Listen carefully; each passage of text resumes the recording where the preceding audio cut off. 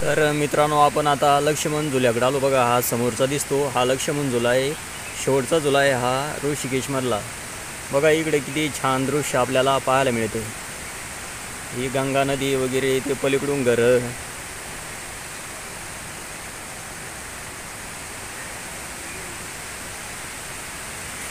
आणि इकडे पण घर आहे वरती पहाडामध्ये. दोन्ही साईडला पहाड आहे.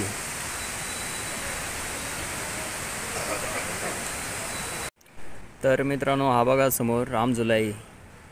इथून पहा किती भारी दिसू लागलं आपल्याला दृश्य. आणि इकडं वरती डोंगरावर सगळे गेस्ट हाऊस वगैरे बनवू लागले. आणि या गंगा नदीच्या काठावरती इकडं काय धर्मशाळा, योगा सेंटर, गेस्ट हाऊस बनलेले. तर असा हा रामझुलाचा परिसर आहे, वरचा परिसर आहे. आता जवळ जाऊ आपण रामझुला जवळ आणि बघू कसा आहे रामझुला काय. तर मित्रांनो, आता आपल्याला या समोरच्या रामझुल्यावर जायचं.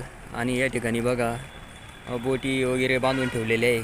पाणी जास्त असल्यामुळे आता बंद ठेवण्यात आलेले आहे बघा.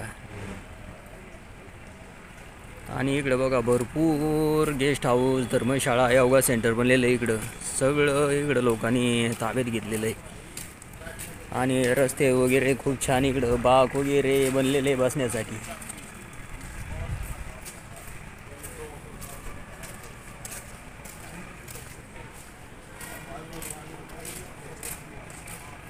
ते तिकडं समोर बघा ते लोक येऊ लागले. तिथून रस्ता आहे रामझुलावर जाण्यासाठी. चला आता थोडं रामझुल्यावर पण जाऊन बघू आपण. तर मित्रांनो, आपण आता रामझुल्यावरती आणि समोर बघा किती हिरवागार डोंगर आपल्याला या ठिकाणी पाहायला मिळतो. आणि असं इकडं वरती फिरलं की या वरच्या साईडला बघा केवढे मोठे डोंगर पर्वत आपल्याला या ठिकाणी पाहायला मिळतात.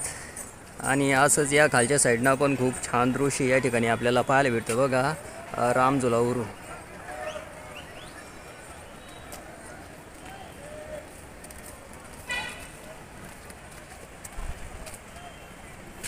पहा हे ढोरं पण आलेले इथं आता रामझुल्यावरती.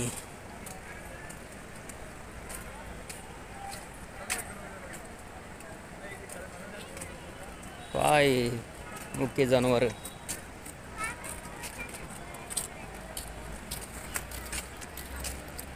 तर मित्रांनो, हे बघा समोर हा आहे रामझुला. आणि तिथून आपण त्या रामझुल्यावर प्रवेश केला होता आणि चालत चालत या साईडला आलो. आणि समोर बघा त्या साईडला घाटावरती लोक आंघोळी करू लागली.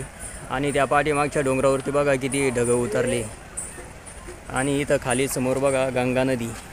आणि इथून तो समोर जानकी झुलासुद्धा आपल्याला या ठिकाणी पाहायला मिळतो. तर मित्रांनो, आता गंगा नदीला खूप पाणी वाढलेलं आहे बघा. ही स्पीड बघा पाण्याची किती. बघा किती छान अविस्मरणीय दृश्य या ठिकाणी आपल्याला पाहायला मिळतं. आणि समोर या डोंगरामध्ये बघा वरती मंदिरं वगैरे बनलेले, काही आश्रम वगैरे लोकांनी बांधलेले बघा. आणि भरपूर योगा सेंटर या ठिकाणी आपल्याला पाहायला मिळतात पलीकडच्या साईडला.